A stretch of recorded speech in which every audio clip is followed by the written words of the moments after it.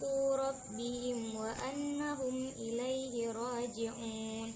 يا بني إسرائيل اذكروا نعمتي التي أنعمت عليكم وأني فضلتكم على العالمين. واتقوا يوما لا تجزي نفس عن نفس شيئا ولا يقبل منها شفاعة ومن آل فرعون يسومونكم سوء العذاب